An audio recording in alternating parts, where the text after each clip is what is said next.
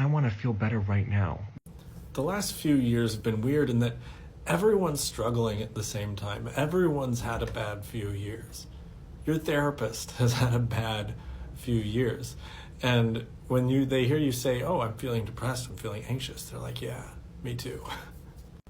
It's hard to find those things in our lives that bring us joy, that don't depend on someone else giving us love and can't be taken away.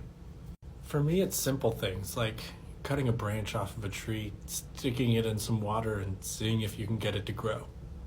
It doesn't cost anything. It's not any work. If you're successful, it feels great. If it dies, whatever. Last year, I planted these peppers in my garden.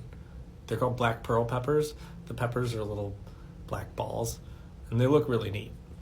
I didn't plant any this year, but they just started popping up all over my garden. And I kept one. It has black leaves. Isn't that neat? I think it's neat. I'm going to keep this thing alive as long as I can. It doesn't cost me anything. And I don't know if it's worth anything or not. I don't care.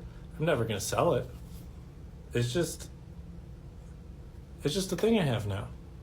And I can spend time looking at it and deciding what I want to do with it. And it doesn't cost me anything. It's just something that makes me happy. I noticed today that it has a tiny flower. Look at that purple flower.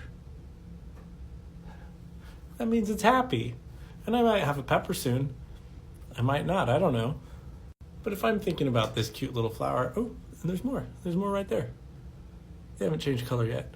But if I'm thinking about these cute little flowers, I'm not thinking about the state of the world. And maybe one day I'll care about that tree the way I care about this one. This one's like 5 years old, I think. I don't know. I started it from seed. The seed cost me 10 cents. But this is an unusual tree. I could probably sell it for like $100. I'm never going to because I love it. And look, it has some little clovers growing down there. I kind of like those. And this tree has these little spots where the pitch comes out. And it's delicious, really sugary. And plants might not be your thing, but children are great at this, finding something to look at and to touch and to feel that takes them away from the world around them. Rock collections, interesting looking sticks, leaves, pressing flowers in books. Whatever it is, when you're doing it, it doesn't really matter what the state of the world is.